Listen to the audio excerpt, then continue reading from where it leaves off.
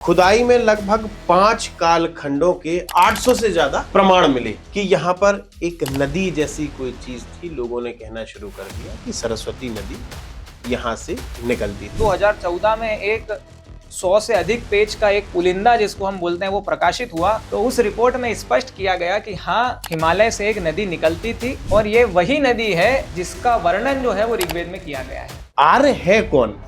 कुछ लोग बाहर से आए थे, उन्होंने हमला किया, या फिर जो यहाँ रह रहे हैं वही आर्य हैं? आज से लगभग 4500 वर्ष पूर्व सिंधु और सरस्वती के किनारों पर जो सभ्यता पल्लवित हुई वही आर्यों की मूल सभ्यता थी और वही सनातन सभ्यता थी जिसको आज हम सरस्वती सिंधु सभ्यता के नाम से जानते हैं। ऐसा मैं इसलिए कह रहा हूँ क्योंकि ऋग्वेद में वर्णन सरस्वती का है। सरस्वती नदी के किनारे पर अवस्थित जितने भी नगर हैं उनमें अधिकांश, उनमें राखीगढ़ी है, उनमें बालू है, उनमें बिंजौर है, उनमें कुणाल है, उनमें लोथल है, उनमें कालीबंगा है। सभी स्थानों पर हमको यज्ञ वेदियां प्राप्त हुई हैं जो ये स्पष्ट कर देती हैं कि वहां रहने वाले लोग सनातन परंपरा, वैदिक परंपरा के अनुयायी। 47 के बाद जब स्वतंत्रता मिली तो जिन लोगों के हाथ में इस राष्ट्र की शिक्षा व्यवस्था आई उन्होंने अपने अंग्रेज आकाओं को खुश करने के लिए भारत की सभी यूनिवर्सिटी के कोर्स में इसको पूर्ण रूप से स्थापित कर दिया। इवन 5वीं 6वीं के सिलेबस में भी इस बात को स्थापित कर दिया कि इस देश के जो अधिकांश लोग हैं वो बाहर से आए हैं, सेंट्रल एशिया से आए हैं और हमेशा यहाँ के जो मूल निवासी हैं, जो जनजातीय बंधु हैं, उनका शोषण इन लोगों ने करा है। उत्तर प्रदेश में एक जगह है सिनौली, वहाँ खुदाई होती है। खुदाई में रथ के अवशेष मिलते हैं। लगभग बताया जाता है ये अवशेष लगभग 4500 साल पुराने हैं। इस सिनौली में मिलने वाले बरियल्स का डीएनए और राखीगढ़ी में मिलने वाले बरियल्स का डीएनए समान है और वही डीएनए हम सब में है। तो ये भारतीय जो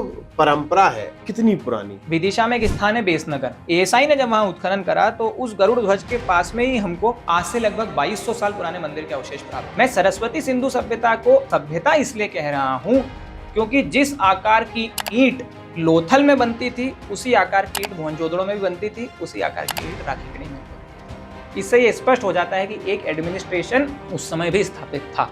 तो जहाँ एडमिनिस्ट्रेशन है, सबके कार्य जो हैं वो विभाजित हैं, हम उसको सभ्यता मानते हैं। हमारे मंदिर हैं, कई साल पुराने हैं, सदियों से लोग वहाँ पूजा कर रहे थे। एक समय के बाद वहाँ कब्जा कर लिया जाता है। भोजशाला हो या वीजा मंडल हो, आप मध्य प्रदेश में कहीं भी चले जाइए, 300-400 साल पुरानी आपको दूसरे धर्म का कोई स्ट्रक्चर दिखाई दे रहा है, आप मान के चलिए वो हिंदू मंदिर को तोड़ सकते हैं। आर्कियोलॉजिकल सर्वे ऑफ इंडिया तो एक्सकेवेशन करे, अपनी रिपोर्ट्स में सब लिख दिया, लेकिन उन रिपोर्ट्स को कभी भी भारत की जो इतिहास के ग्रंथ हैं उनमें सम्मिलित नहीं किया गया। जेएनयू है, डीयू है, जादवपुर यूनिवर्सिटी है, जानबूझकर एएसआई की रिपोर्ट्स में जो लिखा था कि यहाँ 40,000 से अधिक मंदिर टूटे हैं और मस्जिद बनाई गई हैं, उनको कभी पुस्तकों में नहीं लिखा। जब कभी भी इतिहास, परंपरा, संस्कृति, पुरातत्व का ये शब्द सामने आते हैं तो उस समय ये शब्द हमारे पूर्वजों से जुड़ते हैं।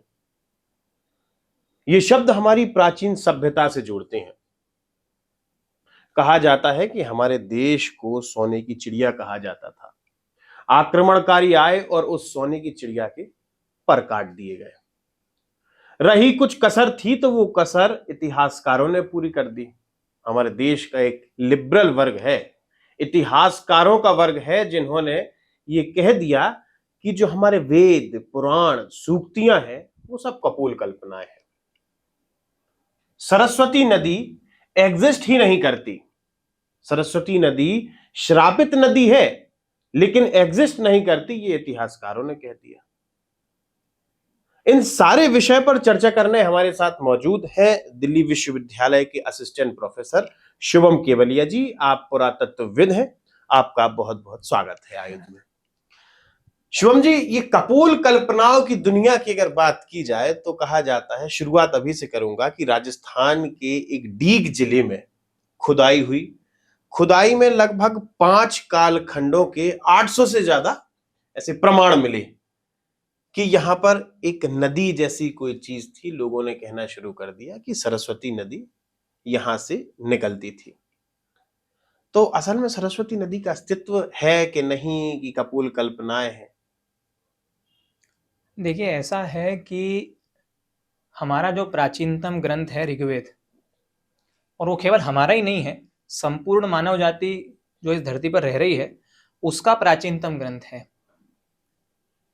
लेकिन दुर्भाग्य ये है कि हमेशा ऐसा कहा गया और कहने वाले पश्चिम जगत के स्कॉलर्स थे,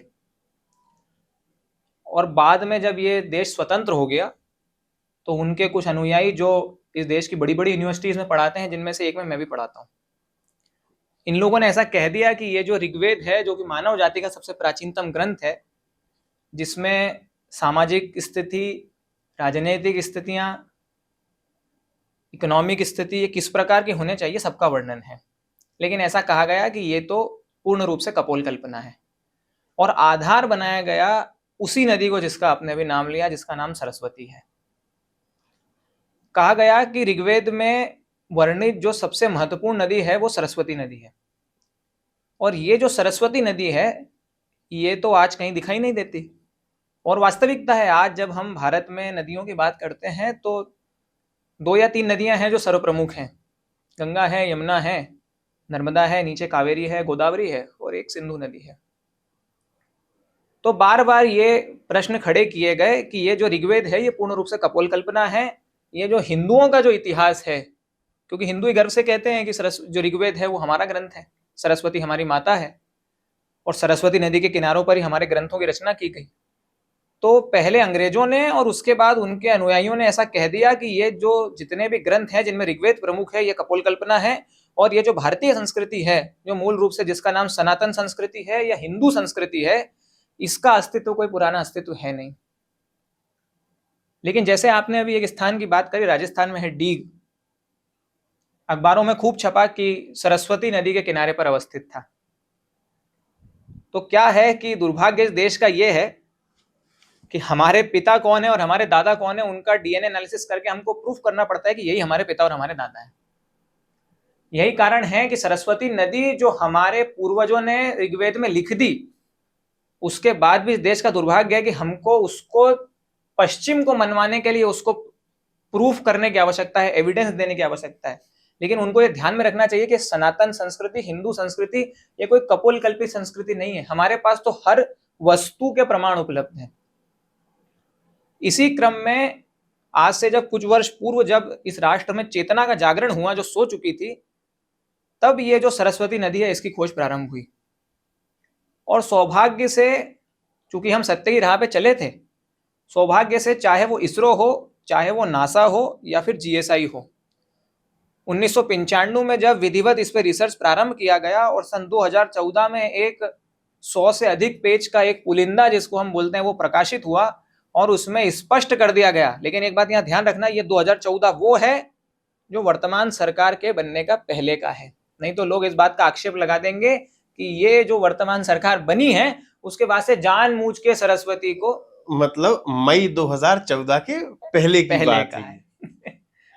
तो उस रिपोर्ट में स्पष्ट किया गया कि हाँ, हिमालय से एक नदी निकलती थी जो हरियाणा, राजस्थान, गुजरात होती हुई पाकिस्तान के भी कुछ हिस्से को कवर करती हुई अरब सागर में जाके गिरती थी। और ये वही नदी है जिसका वर्णन जो है वो ऋग्वेद में किया गया है। अलग अलग साक्ष्य जो महाभारत में है या ऋग्वेद में है, इनसे जोड़ के पुरातत्वविदों ने और जो जियोलॉजिस्ट हैं उनने ये प्रूफ कर दिया है कि ये नदी वही है जिसका नाम सरस्वती है। अब मैं ऐसा क्यों बोल रहा हूं कि ये वही नदी है, क्योंकि आज ऐसा कहा जाता है कि वो नदी सरस्वती नहीं है, उसका नाम तो घग्गर है। और कहा जाता है कि ये घग्गर जो है ये तो बरसाती नाला है, और ये जानबूझ के घग्गर नदी को जानबूझ के सरस्वती कहने का प्रयास किया जा रहा है, ताकि जो ऋग्वेद जो कि उनके अनुसार कपोल कल्पना है उसकी वास्तविकता को सिद्ध कर दिया जाए, उसकी प्रामाणिकता को सिद्ध कर दिया जाए।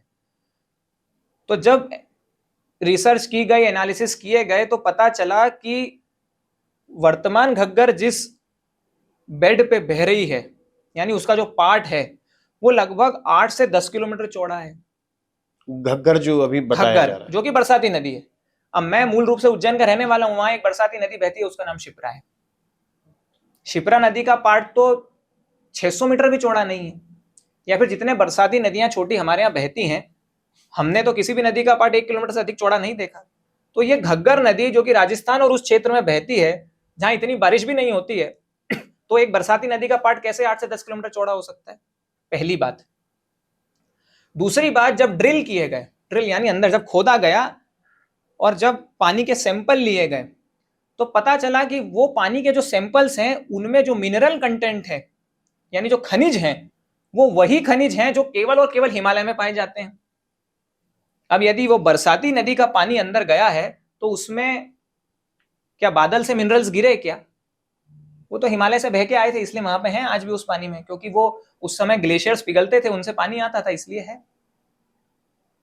तीसरा है ट्राइटियम नाम का एक कंपोनेंट होता है जो रेन वाटर में नहीं होता, ट्राइटियम। ट्राइटियम। अब ये जो पानी है जो भूतल में है जिसमें ड्रिल किया गया, उसमें ट्राइटियम काफी मात्रा में उपलब्ध है। और मैंने पहले भी कहा रेन वाटर में ट्राइटियम नहीं होता। ठीक है, यदि आप बोलेंगे कि वो पानी जो है वो तो बारिश का पानी गिरा और वो नीचे सीपेज होके गया है, तो फिर उसमें ट्राइटियम नहीं होना चाहिए। लेकिन अब दुर्भाग्य इन लोगों का ये है कि उसमें ट्राइटियम की मात्रा बहुत अधिक है, और ये ट्राइटियम जो है ये खाली ग्लेशियर के पानी में ही होता है। मतलब जो गंगा यमुना जितनी भी नदियां हैं जो प्रवाहित हो रही हैं उनमें ट्राइटियम बिल्कुल है, पाया जाए, क्योंकि वो ग्लेशियर फेड रिवर हैं, वो रेन फेड रिवर नहीं है। 3 बातें हुई। इसके अलावा बोलेंगे कि यदि कोई नदी थी तो उसका और प्रमाण क्या है, तो साइंस अब ये मान चुका है कि आज ऊपर तो हमको पानी नहीं दिखता, लेकिन नीचे जो है धरती के गर्भ के नीचे, लगभग हम जब 50 फीट नीचे चले जाते हैं तो पेलियो चैनल करके एक वर्ड होता है अंग्रेजी में, जियोलॉजी में, कि यानी वो नदी आज तो नहीं बह रही है लेकिन उसका जो छोटा मोटा प्रवाह है वो आज भी धरती के अंदर है। तो वो जो पेलियो चैनल है वो सैटेलाइट इमेजिनरी में हमको स्पष्ट रूप से दिखाई देता है, और वो पेलियो चैनल उसी स्थान से निकलता है जिस सरस्वती का वर्णन महाभारत में जब युद्ध चल रहा था और बलराम जब युद्ध छोड़कर सरस्वती की यात्रा पर निकल गए तीर्थ करने के लिए, तो जहां जहां का विवरण उनने दिया है कि यहाँ सरस्वती यहाँ से बहती है, उन सभी स्थानों पर सरस्वती का पेलियो चैनल आज स्थित है। उसमें से एक प्रमुख स्थान पाटन है गुजरात में। बलराम कहते हैं कि मैंने पाटन में पूजन करा सरस्वती का, और आज जब हमको पेलियो चैनल के जो सैटेलाइट से मैप मिलते हैं, आज भी नीचे एक नदी प्रवाहित हो रही है। तो इतनी बातों के बाद भी यदि कोई कहेगा कि नहीं सरस्वती नदी तो कपोल कल्पना है, तो मैं समझता हूं कि उससे बड़ा नीरा मूर्ख इस दुनिया में कोई नहीं हो सकता। और चूंकि सरस्वती कपोल कल्पना नहीं है, हमारे पूर्वजों ने सरस्वती को देखा और उसके बाद ही उन्होंने उसके किनारे पर बैठकर ऋग्वेद की संरचना करी है। और सरस्वती जो है वो आज से लगभग 4 से 4,500 वर्ष पूर्व एक लुप्त नदी हो गई, वो भूगवलित हो गई, और उसका पेलियो चैनल हमको आज भी दिखाई देता है। देखिए, जो आपने कहा कि जो विदेशी संस्थाएं हैं या फिर हमारे भारत की जो संस्थाएं हैं, आपके सहकर्मी भी हो सकते हैं कई सारे लोग। तो जब 2014 के पहले ये चीज की इस बात का प्रूफ आ गया कि एएसआई ने इस बात का वर्णन कर दिया, इसरो ने इस बात का वर्णन कर दिया, और नासा जो कि विदेशी संस्था है उसने इस बात का वर्णन कर दिया कि जो एक नदी थी सरस्वती नाम की जो ऐसे ऐसे प्रवाहित होती थी। हमारे वेदों में तो कई हजारों साल पहले इस बात का उल्लेख है, तो आज तक वेदों को वास्तविकता के तौर में क्यों नहीं देखा जाता? वेदों को सिर्फ कपोल कल्पना के नजरिए से देखा जाता है, वास्तविकता कहाँ नजर आती है? देखिए क्या है, सबसे बड़ा, जैसे मैंने पहले भी बताया कि सबसे बड़ा वेदों को कपोल कल्पना बताने का जो आधार था वो सरस्वती नदी थी, कि जिस नदी का इतना महिमा मंडन है, उस नदी के किनारे वैदिक संस्कृति के लोग रहा करते थे, उसके किनारे उन्होंने वेदों की रचना कर दी। आज भी कुंभ जो अभी फरवरी में रहा है, प्रयागराज महाकुंभ, आस्था का महापर्व, गंगा यमुना सरस्वती 3 नदी।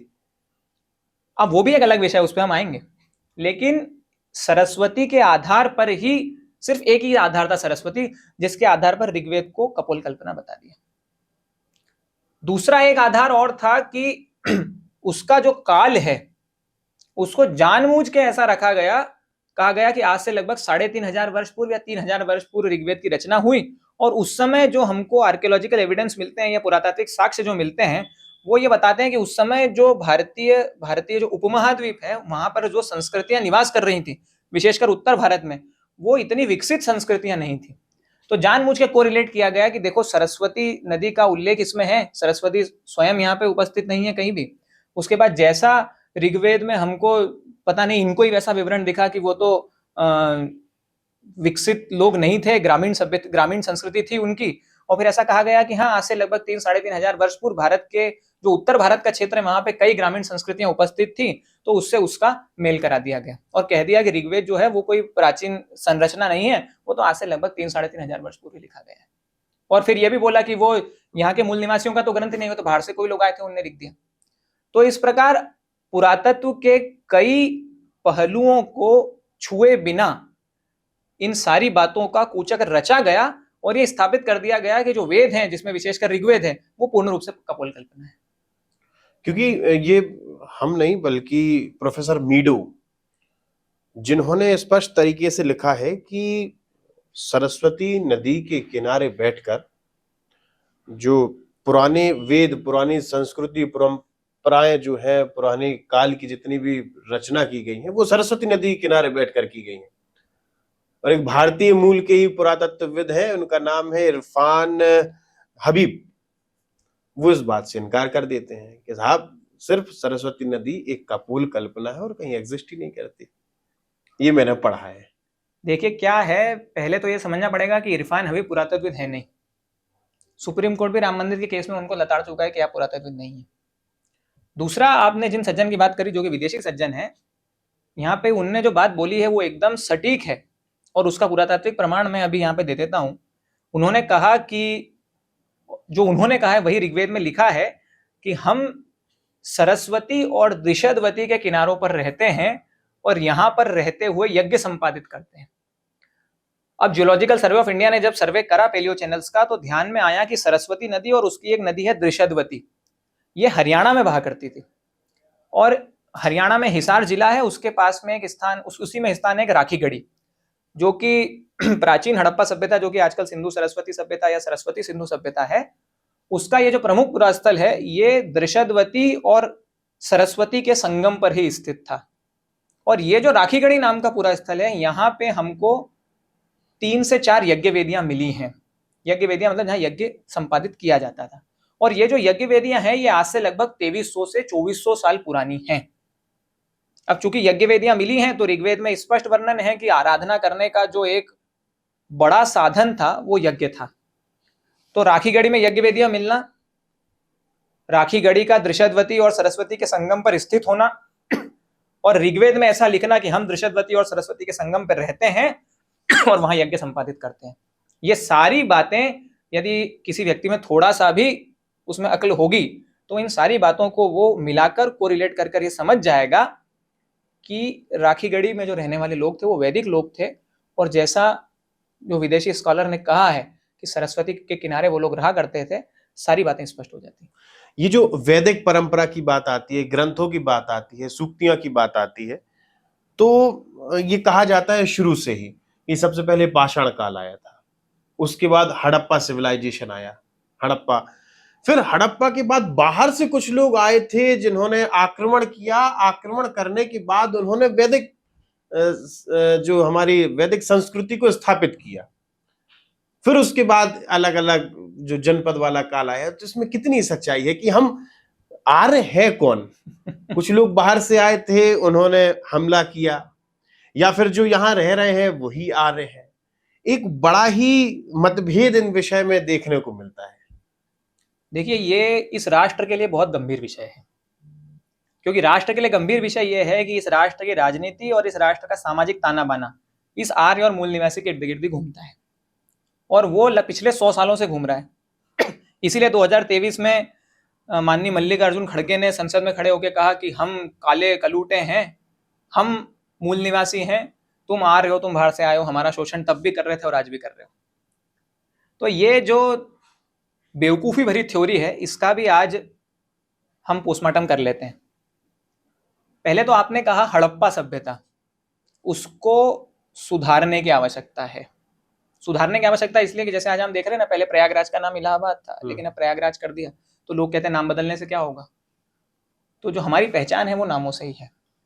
तो वो हड़प्पा सभ्यता नहीं, वो सिंधु सरस्वती सभ्यता या सरस्वती सिंधु सभ्यता है, ये हमको बोलना पड़ेगा। सरस्वती सिंधु सभ्यता। और ये कोई पॉलिटिकल मूव नहीं है, ये आर्कियोलॉजिकल फैक्ट्स के आधार पर बनाया गया एक एकेडमिक मूव है।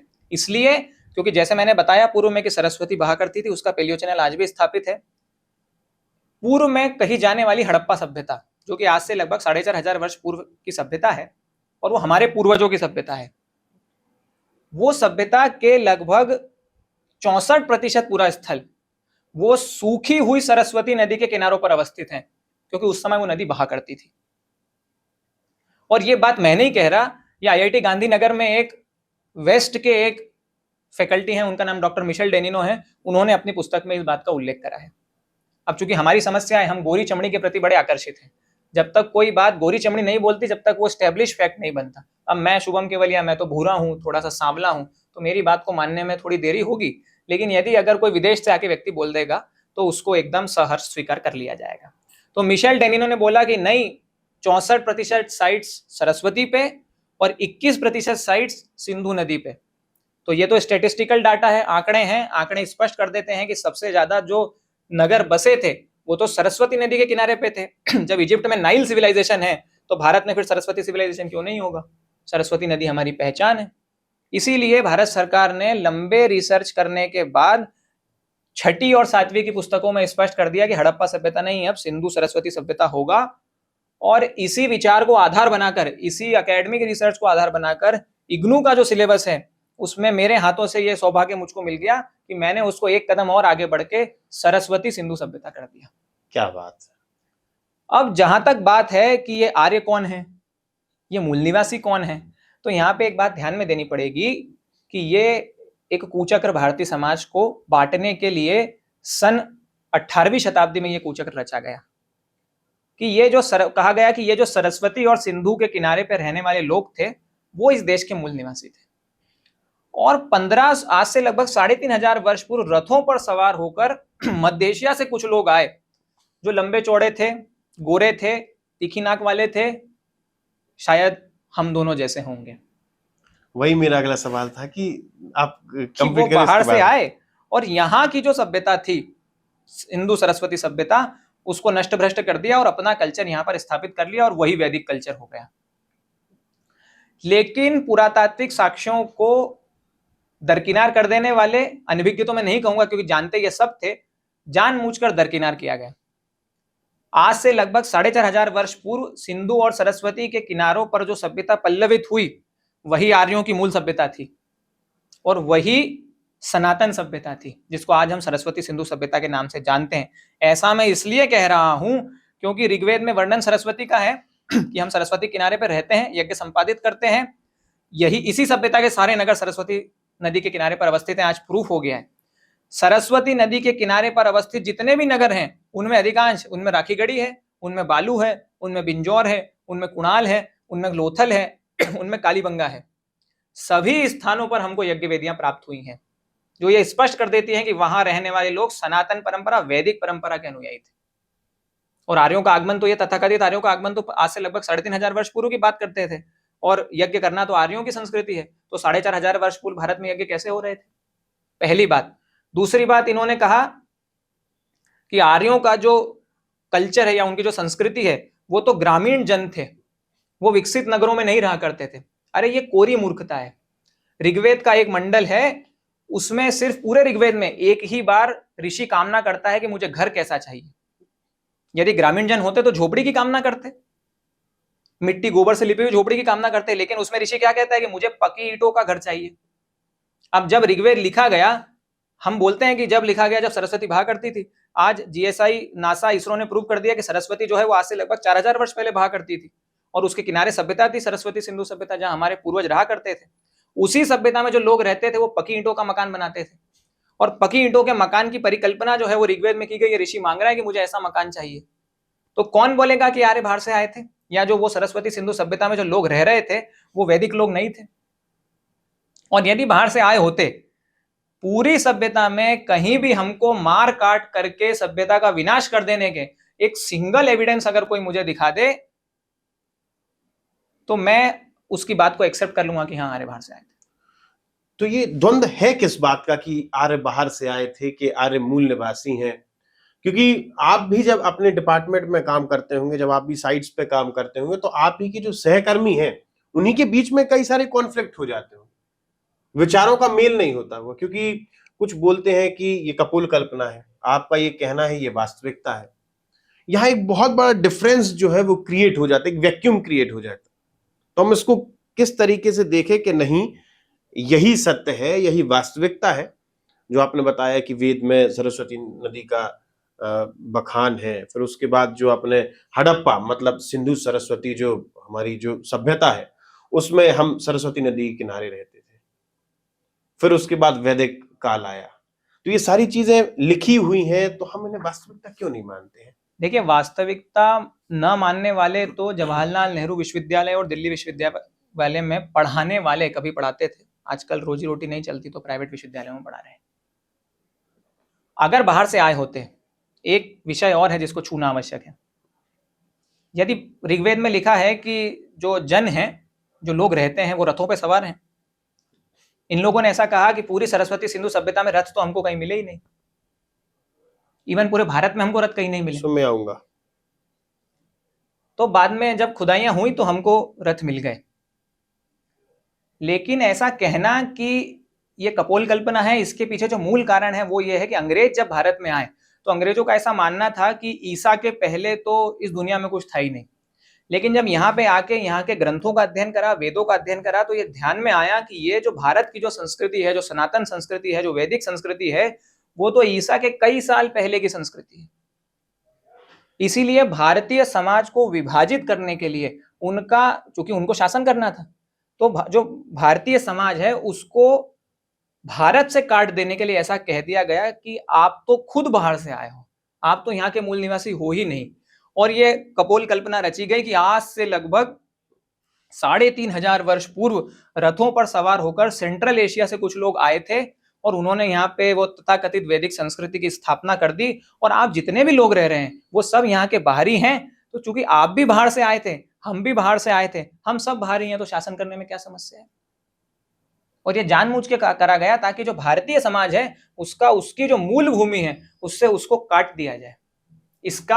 इसके पीछे अंग्रेजों का जो मंशा थी वो पूर्ण रूपेण नहीं थी। इसी कारण ये भ्रम रचा गया कि आर्य अलग हैं, आर्य बाहर से आए, जबकि ऐसा कुछ है नहीं। मैंने पूर्व में बताया कि वो जो सभ्यता, जो यहाँ की मूल सभ्यता है, इंडिजीनियस सभ्यता है, वो तो स्वयं में ही वैदिक सभ्यता थी और उसके पर्याप्त प्रमाण हमारे पास उपलब्ध है, उसको कोई काट नहीं सकता। ये एजेंडा सेट कैसे किया गया था? देखिए, एजेंडा सेट करा अंग्रेजों ने, क्योंकि उस समय तो शिक्षा का स्तर भारत में इतना अच्छा था नहीं। 47 के बाद जब स्वतंत्रता मिली तो जिन लोगों के हाथ में इस राष्ट्र की शिक्षा व्यवस्था आई, उन्होंने अपने अंग्रेज आकाओं को खुश करने के लिए भारत की सभी यूनिवर्सिटी के कोर्स में इसको पूर्ण रूप से स्थापित कर दिया। इवन 5वीं 6वीं के सिलेबस में भी इस बात को स्थापित कर दिया कि इस देश के जो अधिकांश लोग हैं वो बाहर से आए हैं, सेंट्रल एशिया से आए हैं, और हमेशा यहाँ के जो मूल निवासी हैं, जो जनजातीय बंधु हैं, उनका शोषण इन लोगों ने करा है। इस कारण भारतीय समाज को भी बांटा गया और जो भारत की आने वाली जो जनरेशन थी उसको भी इस राष्ट्र की मूल जो भावना है उससे काट दिया गया कि आप तो बाहर के हो, आपका इस राष्ट्र से कोई संबंध है ही नहीं, आप तो आक्रमणकारी के रूप में यहाँ पे आए थे। तो इस प्रकार जो बीज अंग्रेजों ने बोया था उसको एक लंबा 6 लेन हाईवे, 8 लेन हाईवे और बड़ा हाईवे बनाने का काम जो है वो भारत के इतिहासकारों ने करा। जब आपने रथ की बात की कि जो हमारे देश के लिबरल हैं, जो इतिहासकार रहे हैं, उन्होंने कहा है कि बाहर से रथ से लोग आए, सेंट्रल एशिया से, और यहाँ पे आकर आक्रमण कर दिया। लेकिन एक बहुत बड़ी बात यह है कि आज से लगभग 8 वर्ष पहले उत्तर प्रदेश में एक जगह है सिनौली, वहां खुदाई होती है। खुदाई में रथ के अवशेष मिलते हैं और उसका लगभग बताया जाता है ये अवशेष लगभग 4,500 साल पुराने हैं, जिस समय महाभारत के समकालीन।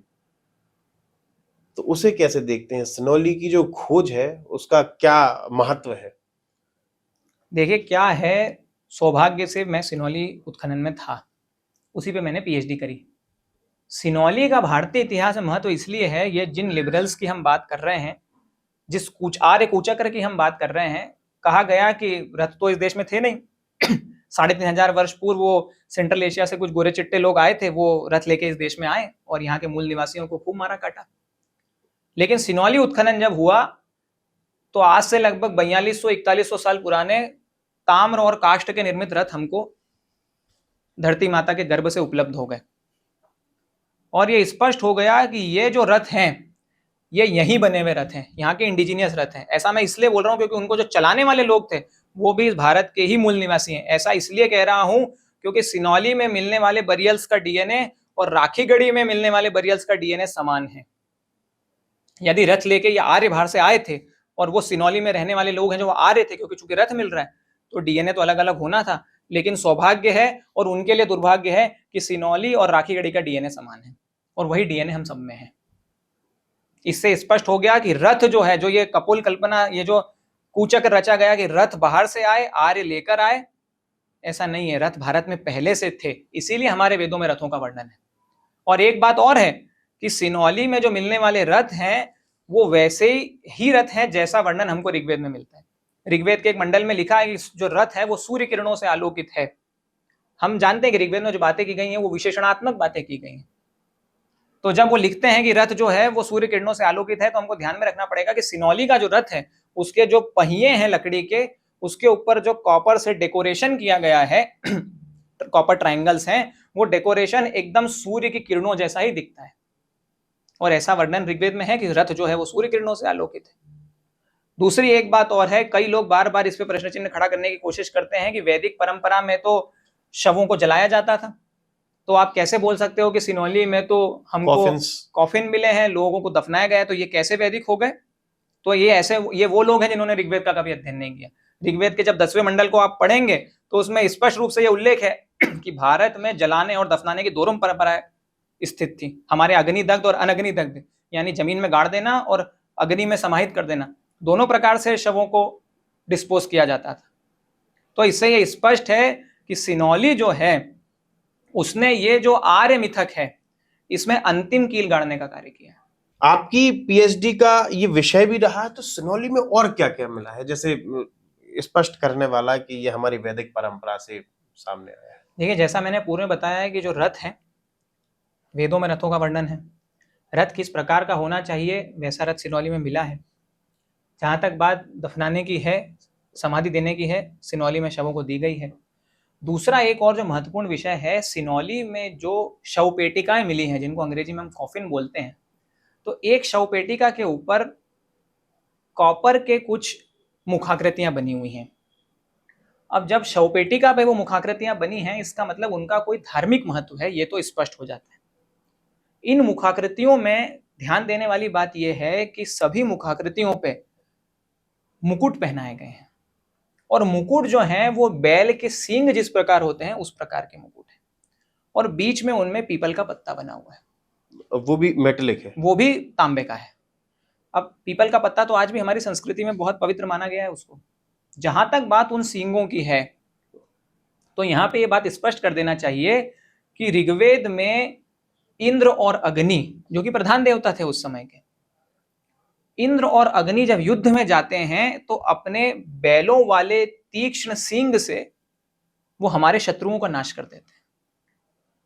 और यहां जो ये मुखाकृतियां बनी हुई हैं, चूंकि वो जिस स्थान पर हैं उनका 100% धार्मिक महत्व है इससे। और ऋग्वेद में जैसी बातें की गई हैं कि इंद्र और अग्नि जो मुकुट पहनते हैं वो तीक्ष्ण बैलों जैसा मुकुट है, उससे स्पष्ट हो जाता है कि वो जो पेटिकाओं पर जो आकृतियां हैं वो इंद्र और अग्नि और अन्य वैदिक देवताओं की आकृतियां हैं। दो बातें हैं इसमें।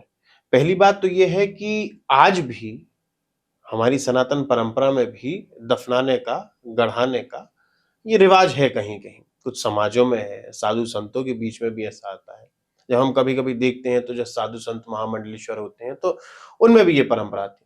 और दूसरी बात ये है, जो कॉफिन की बात हुई है, कॉफिन तो इजिप्ट में भी है और तरीका भी एक ही है।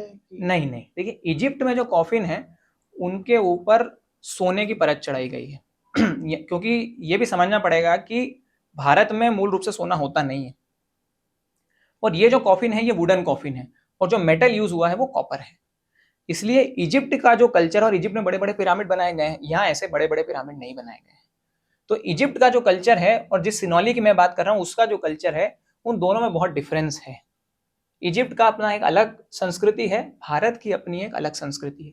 भारत में यज्ञ पूजा जो है वो प्रधान रही है प्राचीन समय से ही, इसीलिए चाहे वो सिनौली हो या फिर वो सरस्वती सभ्यता के जितने भी पुरा स्थल हैं, मूल रूप से जो सरस्वती के किनारे पर अवस्थित हैं, वहां सभी पे हमको यज्ञ पूजा के पर्याप्त प्रमाण मिलते हैं।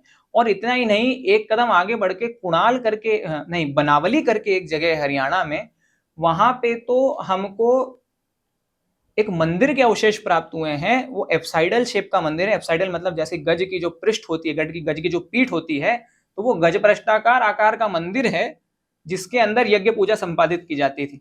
अब ये भी कोई ऐसा नहीं है कि मैं कोई कपोल कल्पित बात कर रहा हूँ। एएसआई के रिटायर्ड डीजी हैं जेपी जोशी, उनकी पुस्तक में ये लिखा हुआ है कि बनावली में एक मंदिर था ईंटों का बना हुआ, जिसमें यज्ञ पूजा जो है वो मंदिर में संपादित की जाती थी। इसीलिए दोनों कल्चर अलग अलग हैं। और बनावली का मंदिर हो गया, या फिर राखीगढ़ी की यज्ञ वेदिकाएं हो गई, कुणाल की यज्ञ वेदिका हो गई, बिंजौर की यज्ञ वेदिका हो गई, ये स्पष्ट कर देते हैं कि यज्ञ पूजा जो है वो इस सभ्यता में जो सरस्वती नदी थी, सरस्वती नदी के किनारों पर मूर्ति पूजा से अधिक यज्ञ पूजा का प्रचलन था। अब यहां भी दो बातें देखने को मिलती हैं कि मंदिर की बात होती है, यज्ञ पूजन की बात होती है, तो आमतौर पर यह कहा जाता है कि गुप्त काल के बाद से ही मंदिर बनने शुरू हुए, भगवान शिव की पूजा अर्चना आराधना शुरू हुई, उनके ऊपर जल चढ़ाने की प्रथा शुरू हुई। तो किस तरीके से देखते हैं कि क्या गुप्त काल के बाद से ही शिव पूजन, शिव अभिषेक, जल चढ़ाने का ये जो है, ऐसे क्या कहा जाए, प्रचलन में आया? देखिए, ये भी अन्य विषयों की तरह थोड़ा सा विवादित विषय है। जहां तक बात मंदिरों की है, तो मंदिर जो हैं वो तो हमको सरस्वती सिंधु सभ्यता के समय से देखने को मिलते हैं। जैसे मैंने बताया, बनावली का जो मंदिर है वो हमको प्राप्त हुआ है, ईंटों का बना हुआ वो मंदिर है। अब हम जब और आगे बढ़े, तो चूंकि हम भोपाल में बैठे हैं, भोपाल के पास में विदिशा है। विदिशा में एक स्थान है बेसनगर। बेसनगर में एक स्तंभ है जिसको आम भाषा में खाम बाबा बोला जाता है। वो लगभग आज से 2200 साल पुराना स्तंभ है, क्योंकि उसकी उस पे जो लिपि लिखी हुई है वो 2200 साल पुरानी है, ब्राह्मी लिपि है। उस स्तंभ पे इस बात का उल्लेख है कि बाहर से कोई विदेशी हेलियोडोरस नाम का आया था, उसने यहाँ पे ये गरुड़ ध्वज स्तंभ स्थापित करा है। एएसआई ने जब वहां उत्खनन करा तो उस गरुड़ ध्वज के पास में ही हमको आज से लगभग 2200 साल पुराने मंदिर के अवशेष प्राप्त हुए। और गुप्तकाल जो है वो 5वीं 6वीं शताब्दी का है, यानी मैं बात कर रहा हूँ 2300 साल पुरानी, और गुप्तकाल जो है वो है 1500 साल पुराना। तो सरस्वती सिंधु सभ्यता में मंदिरों के अवशेष हैं आज से लगभग 4000 वर्ष पूर्व, 4500 वर्ष पूर्व। उसके बाद हमको 2200 साल पुराना मंदिर बेसनगर में देखने को मिलता है। ठीक इसी प्रकार उड़ीसा में एक स्थान है, वहां पे खारवेल नाम का एक राजा हुआ, हाथी गुम्फा करके स्थान है, एक पहाड़ी है, वहां पे वो अभिलेख उस राजा का लिखा हुआ है। उस पहाड़ी के सबसे ऊपर जो चोटी का स्थान है, वहां पर भी एक मंदिर के अवशेष हमको प्राप्त हुए हैं, वो भी एप्साइडल शेप का मंदिर है। और खारवेल का जो समय है वो आज से लगभग 2100 साल पुराना है। और ऐसा कहा जाता है कि एक जैन प्रतिमा जो कि वो नंद राजा से जीत कर लाया था, जो कभी उड़ीसा से ही गई थी, वो लिखता है कि मैं उस प्रतिमा को वापस लेके आ गया हूं। तो ऐसा लगता है कि वो जो मंदिर है वो संभवतः उसी प्रतिमा का पूजन करने के लिए उस मंदिर की स्थापना की गई होगी। बाद में फिर हम देखते हैं कि एक सतत श्रृंखला हमको रॉक कट मंदिरों की देखने को मिलती है, यानी जो पत्थर को काट करके जो मंदिर बनाए गए। और हाँ, ये अवश्य है कि गुप्त काल के बाद में चूंकि भारत के यदि हम संदर्भ में देखें तो हमको इकोनॉमिक और पॉलिटिकल स्टेबिलिटी अधिक दिखाई देती है, तो मंदिरों का वृहद स्तर पर निर्माण होने लगा। लेकिन ऐसा कहना कि गुप्त काल के पहले तो मंदिर थे ही नहीं इस देश में, ये इसका कोई तुक नहीं है। शिवम जी, सरस्वती नदी थी, साक्ष्य भी मिलते हैं, लेकिन विलुप्त कैसे हुई? क्योंकि सबसे बड़ा सवाल तो लोगों का यही है। देखिए, इसमें दो बातें हैं। ग्रंथ भी इस बात को बताते हैं कि विलुप्त हुई है, क्योंकि ग्रंथों को तो कपोल कल्पना बता दिया, इसलिए उन पर विश्वास किया नहीं जाता था। लेकिन आज साइंस भी मानने लगा है कि हाँ, उन्हीं कारणों से विलुप्त हुई है जैसा ग्रंथों में बताया गया है। देखिए, ऋग्वेद में कहा गया है कि सरस्वती पूरे वेग के साथ बहती है। लेकिन हम जब महाभारत की बात करते हैं, तो महाभारत में जब युद्ध चल रहा था और बलराम जब सरस्वती की यात्रा पे निकले, तो वो कहते हैं कि सरस्वती कहीं बहती है, कहीं भूगवलित हो जाती है, कहीं पानी बहुत कम है, कहीं पानी फिर से बहुत ज्यादा आ जाता है। यानी वो फेज वैसा है कि अब नदी सूखने लगी है। अब हम जब ऋग्वेद में जाएं तो ऋग्वेद कहता है कि सरस्वती की 7 भगिनियां हैं, सप्त भगिनी है ये नदी, यानी उसकी 7 ट्रिब्यूटरीज हैं। ऋग्वेद के बाद लिखा गया यजुर्वेद। यजुर्वेद कहता है, माफ कीजिएगा, अथर्ववेद कहता है कि सरस्वती जो है उसकी 5 सहायक नदियां हैं, यानी 2 सहायक नदियां कम हो गई हैं।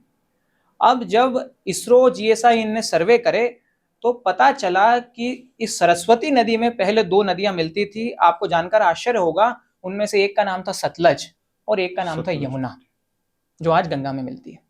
आज से लगभग 5 से 6000 वर्ष पूर्व कुछ टेक्टोनिक अपलिफ्टमेंट हुए रोपड़ के पास में, हरियाणा में एक शहर है रोपड़।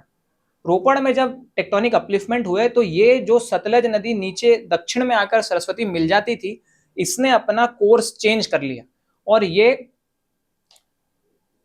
पश्चिम की ओर मुड़ने लगी और जाके सिंधु नदी में मिलने लगी। तो सरस्वती की इस प्रकार एक जो सहायक नदी थी जो ऊपर ग्लेशियर से पानी लाती थी वो कम हो गई।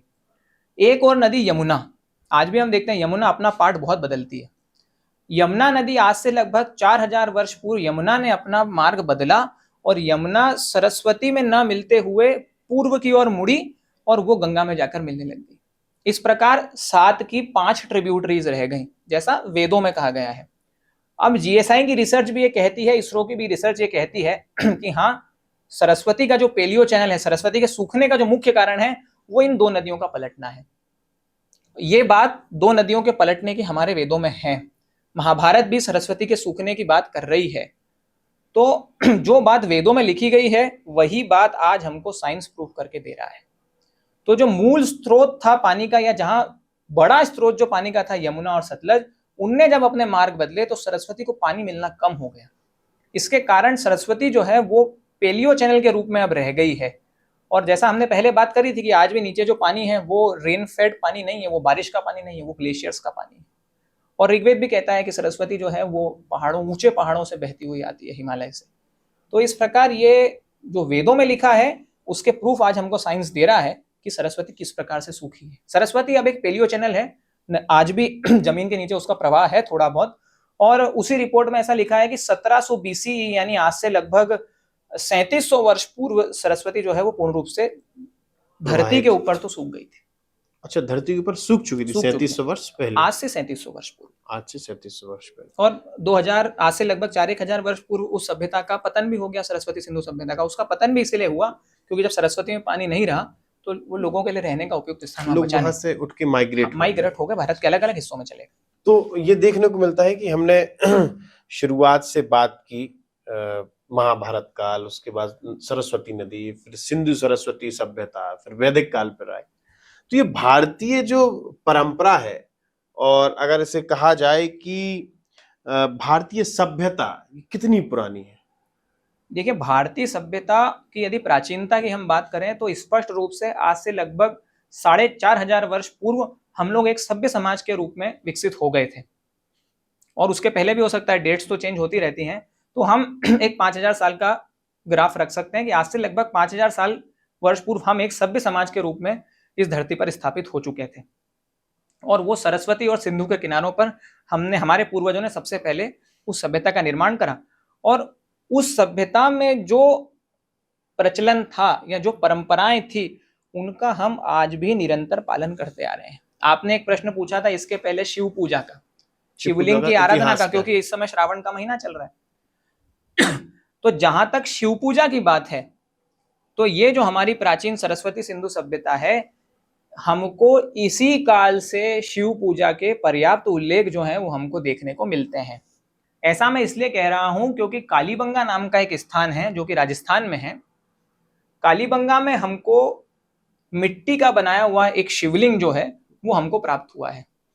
और उसको शिवलिंग मैं नहीं बोल रहा हूं, उसको शिवलिंग जिन्होंने एक्सकेवेशन करा उन्होंने ही कहा था। और वो एक्सकेवेशन 2014 के बाद नहीं हुआ है, वो 2014 के पहले ही हुआ है। उस एक्सकेवेशन में स्पष्ट कर दिया गया कि कालीबंगा से हमको शिवलिंग मिला है। इसके अतिरिक्त भी इस सभ्यता के जो अन्य पुरास्थल हैं जैसे हड़प्पा है, हड़प्पा से भी हमको शिवलिंग के अवशेष प्राप्त हुए हैं। तो कई पुरास्थलों से हमको शिवलिंग के अवशेष भी प्राप्त हुए हैं, यज्ञ वेदियों के अवशेष भी प्राप्त हुए हैं। और ये जो परंपरा है ये वर्तमान समय तक चली आ रही है। जहां तक लिंग पूजा की बात है या शिवलिंग पूजा का जो प्रचलन है वो भारत में सरस्वती सिंधु सभ्यता से प्रारंभ हुआ और वर्तमान समय तक चला आ रहा है। आज हम देख रहे हैं श्रावण के मास में सभी उनका पूजन कर रहे हैं। हाँ, उसका जो स्वरूप है उसमें समय समय पर मॉडिफिकेशन होते रहे, और वो तो होते हैं, वो उसमें कल्चर में मॉडिफिकेशन होना, संस्कृति में मॉडिफिकेशन, थोड़े बहुत परिवर्तन आ जाना, ये कोई बड़ी बात नहीं होती। तो ये संस्कृति और सभ्यता, क्योंकि हम जब चर्चा कर रहे हैं तो कभी संस्कृति सामने शब्द आ रहा है, कभी सभ्यता, तो इन दोनों में अंतर क्या है संस्कृति और सभ्यता के बीच? देखिए क्या है, सभ्यता जो है वो एक ब्रॉड कॉन्सेप्ट है, संस्कृति जो है वो उतना ब्रॉड कॉन्सेप्ट नहीं है।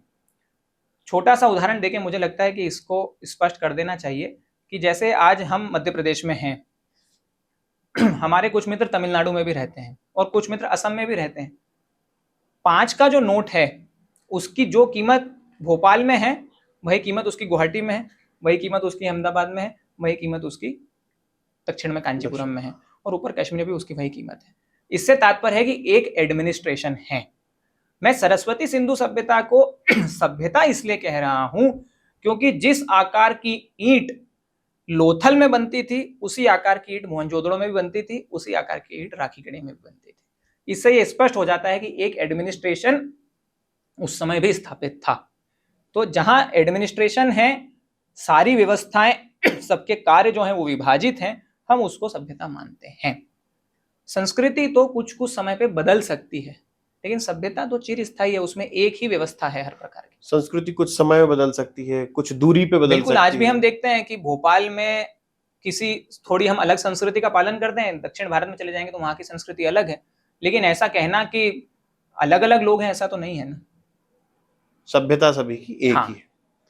तो वेद में लिखा है, हमारे ग्रंथों में लिखा है, हमने पूरी चर्चा की है सरस्वती नदी के ऊपर, फिर सिनौली पे आए हैं। तो जो बाहर के लोग हैं या अपने आप को लिबरल कहने वाले हैं, वो इन बातों से दरकिनार करते हुए कहते हैं ये दे डजंट एग्जिस्ट, कपोल कल्पना है। कुछ लोग आते हैं वो हमारी ही धरोहर, हमारे ही रीति रिवाज और हमारी संस्कृति को आघात करते हुए वो अपना बना लेते हैं। मंदिर मस्जिद विवाद देखने को मिलते हैं। हमारे मंदिर हैं, कई साल पुराने हैं, सदियों से लोग वहां पूजा कर रहे थे, श्रद्धालु आते थे, अचानक से कुछ अंतर आता है, एक समय के बाद वहां कब्जा कर लिया जाता है। मध्य प्रदेश में देखिए ना, भोजशाला हो या वीजा मंडल हो, भोजशाला के नजदीक एक और स्थान है वहां हो, अयोध्या राम मंदिर इसका सबसे बड़ा प्रमाण है। तो ये ऐसा क्यों होता है, क्या कारण है? देखिए क्या है, भारत में बाहर से कई लोग आए, शक आए, हूण आए, लेकिन भारतीय समाज इतना, उसका जो पाचन क्षमता है वो इतनी मजबूत है, और ये जो वटवृक्ष है भारतीय संस्कृति का, ये सबको आश्रय प्रदान कर देता है। इस कारण शक हूण जब आए तो वो हम में ही सम्मिलित हो गए।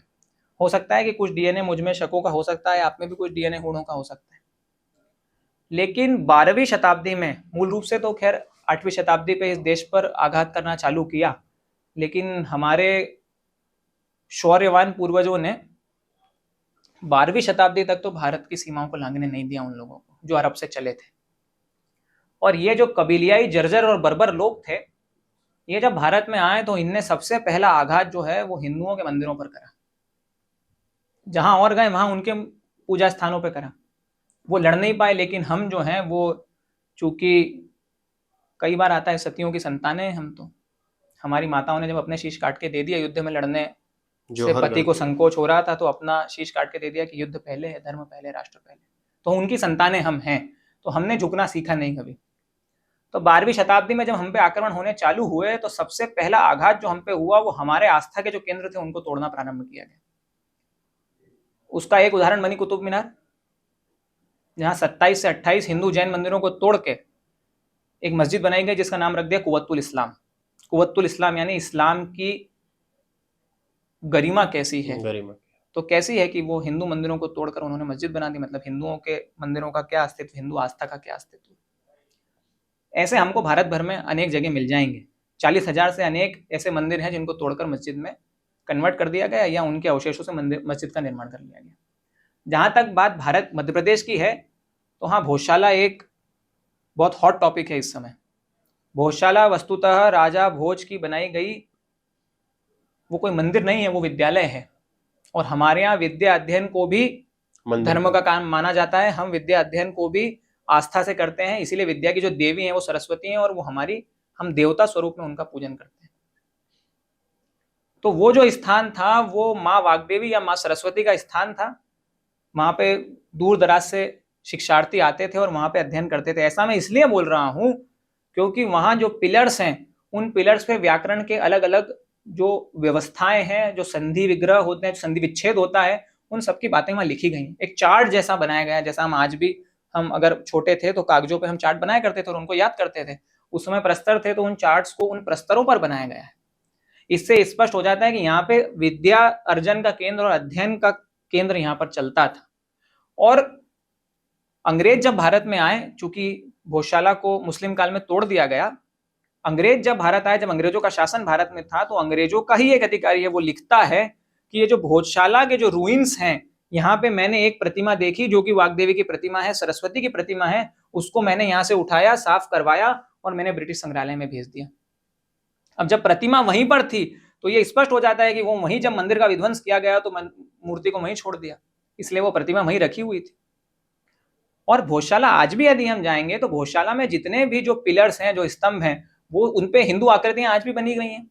9वीं 10वीं शताब्दी का वो आर्ट आर्किटेक्चर है, भोज के समय में उसका निर्माण किया गया, जानबूझ के उसको तोड़ दिया गया। और जो उसके जो पूरा मंडप जैसा बना हुआ है, उसके ऊपर जानबूझकर कालांतर में वो चूना इकट्ठा कर कुरा के और उसके ऊपर गुंबद बनाए गए हैं।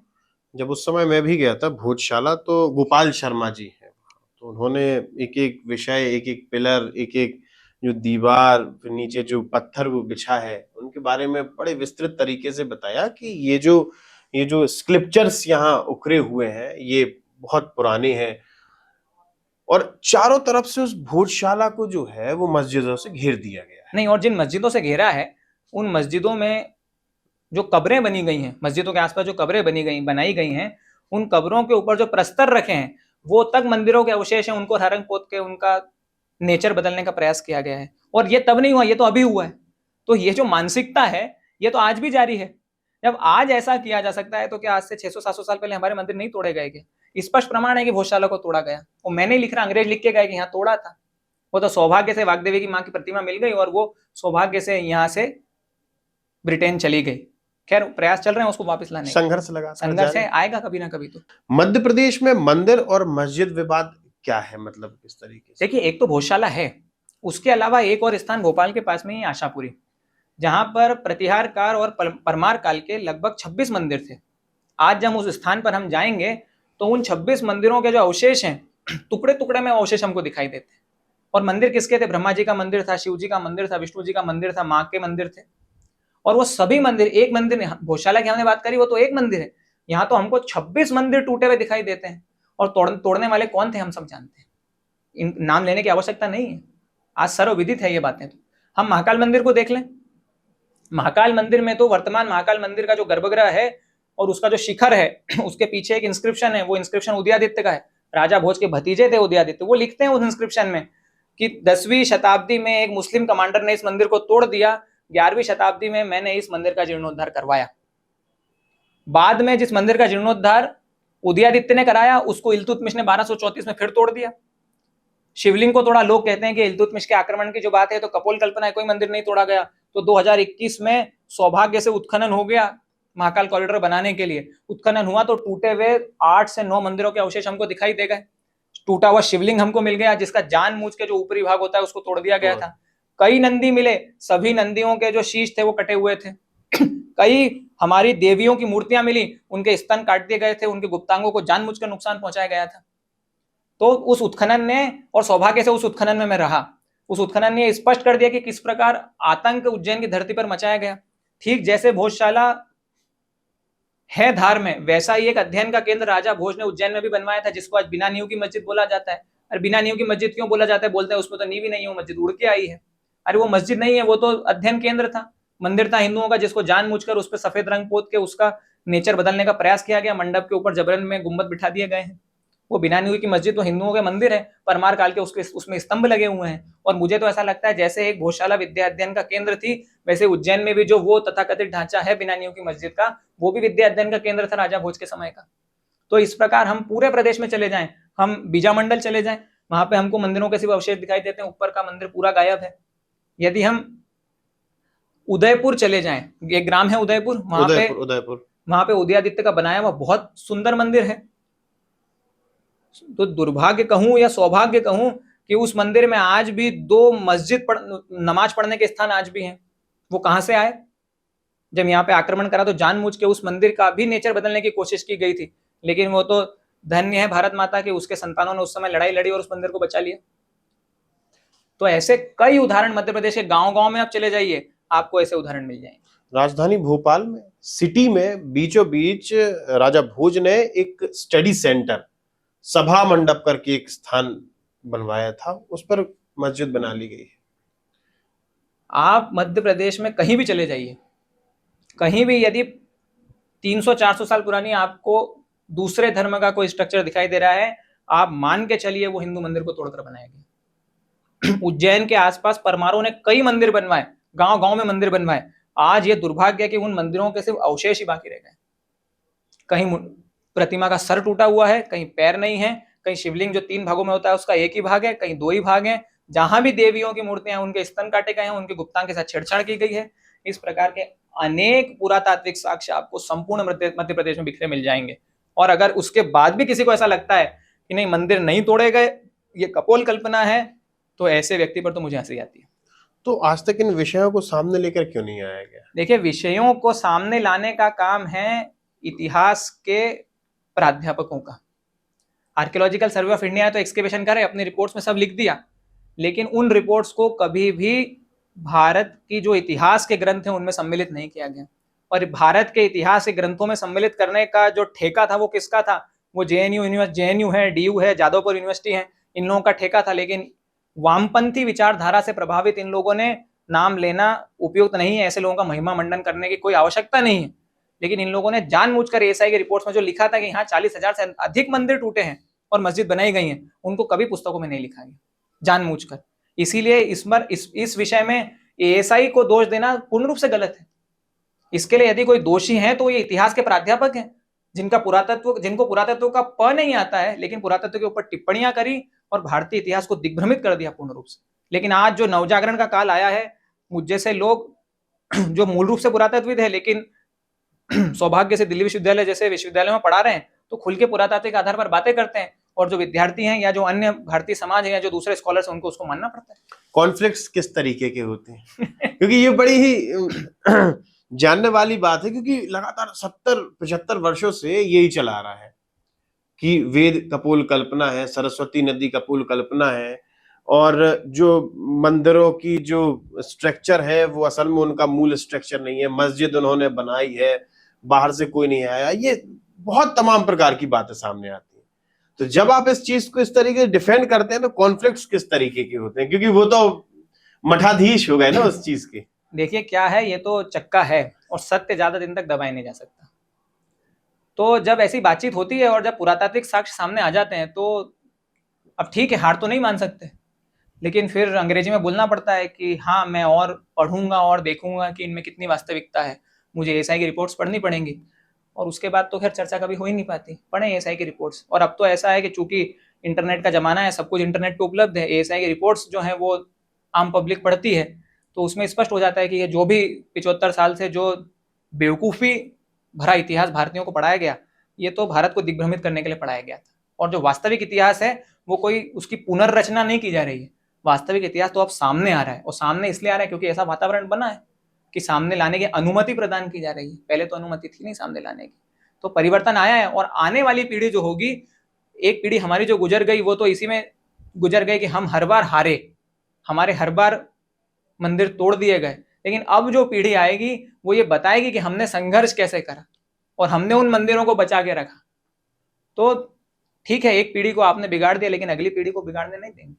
अगर इस बात को ही अगर सकारात्मक दृष्टि से देखा जाए तो हमने लगातार संघर्ष किया और संघर्ष से उभरे हमेशा। आप कितनी सभ्यता, कितने देश देखिए, लगातार उनके ऊपर आक्रमण होते हैं और वो अपनी संस्कृति खो देते हैं। उनकी संस्कृति आज मिट जाती, दिखती नहीं। लेकिन देखिए, सबसे बड़ा उदाहरण तो सरस्वती सिंधु सभ्यता के साथ में जो समानांतर सभ्यताएं हैं, सुमेरियन सभ्यता है या फिर मिस्र की सभ्यता है, वो कोई अरेबिक, वर्तमान अरेबिक कल्चर की सभ्यताएं नहीं थी। उनका जो पूजन था वो प्रकृति पूजन करते थे, अपने पूर्वजों का पूजन करते थे। लेकिन जब 7वीं शताब्दी में एक आंधी आई और सब धराशायी हो गए। लेकिन ये भारत का ही एक सौभाग्य है, क्योंकि भारत की संतानें ऐसी हैं कि 1400 साल हो गए, वो आंधी हम बार बार झेल रहे हैं, लेकिन हम समाप्त होने वालों में से लोग हैं नहीं। शुभम जी, ये सारी की सारी बातें देखने मिल रही हैं, सुनने मिल रही हैं, रिसर्च हो रही है, उत्खनन हो रहे हैं, लेकिन ये विषय किताबों में कब आएंगी कि अगली पीढ़ी छाती ठोक के ये बोल सके कि नहीं, हम ही इस देश के मूल निवासी हैं, ये देश हमारा है, ये संस्कृति बहुत पुरानी है, ये किताबों में कब आएगा? क्योंकि बातें तो बहुत है, हम भी बोल रहे हैं, आप भी बता रहे हैं। देखिए क्या है कि जो चीज बिगाड़ने में लगभग 200 साल लगे हैं, उसको सुधारना इतना आसान नहीं है। जैसे मैंने बोला ना कि छठी और सातवीं के सिलेबस में अब हड़प्पा सभ्यता नहीं, अब सिंधु सरस्वती सभ्यता। इग्नू के सिलेबस में जो कि पूरा भारत पढ़ता है, भारत के बाहर भी पढ़ते हैं, अब हड़प्पा सभ्यता नहीं, अब सिंधु सरस्वती सभ्यता। अब वैदिक सभ्यता अलग नहीं, सिंधु सरस्वती सभ्यता ही वैदिक है, प्रमाणों के साथ। घोड़े बाहर से नहीं आए थे, घोड़े यहीं थे प्रमाणों के साथ। और हमारे पूर्वजों ने उस सभ्यता की रचना करी, और हम कोई वो तथाकथित आर्य नहीं है जो भारत से आए थे। हाँ, हम आर्य हैं, लेकिन हम सदियों से इसी धरती पर रहते आ रहे हैं। डीएनए एनालिसिस के प्रूफ्स के साथ हम लोगों ने किताबों में डाल दिया। आज बड़े बड़े अखबारों में हमारे विचार के, यार मैं बोलता हूँ हमारे विचार के नहीं, जो वास्तविक इतिहास है, जो पुरातात्विक साक्ष्यों पर आधारित इतिहास है, उसको जगह बड़े बड़े अखबारों में मिलने लग गई है। टाइम्स ऑफ इंडिया जैसे अखबार उसको स्थान देने लग गए हैं। ठीक है, आज कुछ अखबार हैं जो स्थान नहीं देते, लेकिन अब प्रिंट मीडिया में वो बातें आने लगी हैं। आप जैसे लोग पॉडकास्ट करने वाले पुरातत्वविदों को बुलाने लगे हैं, नहीं वरना पहले बातें केवल इतिहासकारों से ही होती थी। पुरातत्वविद तो गड्ढे खोदता था और घर चला जाता था। लेकिन अब परिवर्तन आने लगा है। तो मैंने जैसा बोला, जो भ्रम 200 सालों में बनाया गया है, उस भ्रम को मिटाने के लिए 10-11 साल तो बहुत छोटी चीज है। हाँ, कुछ परिवर्तन आए हैं, कुछ सिलेबस बदले हैं। आगे यूजीसी और प्रयासरत है कि वास्तविक इतिहास जो है भारत का, वो किताबों में आ जाए। और मुझे ऐसा लगता है, क्योंकि मैं निकट से उस सारी व्यवस्थाओं को देख रहा हूँ, 2 या 3 साल में बड़े परिवर्तन जो हैं वो टेक्स्ट बुक में हमको देखने को मिलेंगे। तो भारत का जो वास्तविक इतिहास है वो अब भारत के बच्चे पढ़ेंगे। ये जो दिग्भ्रमित करा हुआ इतिहास भारत का था, जिसमें महिमा मंडन अकबर का होता था, औरंगजेब का होता था, अब उनका महिमा मंडन नहीं चलेगा। अब महिमा मंडन होगा चंद्रगुप्त का, अब महिमा मंडन होगा अशोक का, अब महिमा मंडन होगा समुद्रगुप्त का, अब महिमा मंडन होगा लाचित बोरफुकान का। ऐसे अनेक महाभारती के जो शूरवीर हैं, चाहे वो शिवाजी हों, चाहे वो महाराणा प्रताप हों। और अभी हम देख भी रहे हैं, कुछ दिनों पहले ही 3 या 4 दिन ही हुए होंगे, महाराणा जो शिवाजी के जो मिलिट्री फोर्स थे उनको यूनेस्को वर्ल्ड हेरिटेज साइट बनाया गया। अहोम राजा जिनका नाम कभी देश में लिया नहीं जाता था, जिनने कभी मुगलों को नॉर्थ ईस्ट में घुसने ही नहीं दिया, लाचित बोरफुकान जैसे वीर जहां पर जन्मे, उन अहोम राजाओं की जो समाधियां हैं, चराई दीव करके स्थान है वहां पर, उसको यूनेस्को वर्ल्ड हेरिटेज बनाया गया। वरना पहले तो यूनेस्को वर्ल्ड हेरिटेज चार मीनार, कुतुब मीनार और ताजमहल ही बनते थे। तो परिवर्तन आ रहा है, समाज फिर से जाग रहा है, और जो किताबों में है वो परिवर्तन आने लगा है। आने वाले समय में और परिवर्तन आएगा, और भारत का जो बच्चा है, भारत की जो बच्चियां हैं, वो वास्तविक इतिहास को पढ़ेंगी। और जो हमारे पूर्वजों ने, जो हमारे जो बड़े हैं, जो पिछली पीढ़ी है, उन्होंने जो हारा हुआ इतिहास उनको पढ़ाया गया, उनकी जो एक मानसिक मनोबल को तोड़ा गया, अब इतिहास की किताबें भारतीय संतानों के मानसिक मनोबल को तोड़ने का काम नहीं करेंगी, ऐसा मुझे पूरा विश्वास है। बिल्कुल, हमारी जो परंपराएं थी, हमारी जो संस्कृति थी, पिछले कई दिनों में सामने आई हैं, और आगे और ज्यादा सामने आनी अभी बाकी है। तो डॉक्टर शुभम केवलिया जी का बहुत बहुत धन्यवाद। उन्होंने बड़े सुंदर तरीके से ये बताया, और जो आपके मन के जितने संशय थे, शंकाएं थी, प्रश्न थे कि असल में आर्य कौन है, क्या हम बाहर से आए हैं या हम यहाँ के मूल निवासी हैं। सरस्वती नदी को लेकर जो लगातार संशय आपके मन में बना रहता था, ये इस प्रकार के जो डाउट थे, जो प्रश्न थे, वो आज सभी का समाधान हो चुका है। आप जुड़े रहिए हमारे साथ, देखते रहिए आयुध। आप हमारे चैनल को सब्सक्राइब कर सकते हैं, फेसबुक, इंस्टा, यूट्यूब, ट्विटर, हर जगह मौजूद हैं। आप हमारे चैनल को सब्सक्राइब करिए और इस कंटेंट को ज्यादा से ज्यादा लोगों के साथ शेयर करिए। आपका बहुत बहुत धन्यवाद। लगातार जुड़े रहने के लिए आयुध को सब्सक्राइब जरूर करें।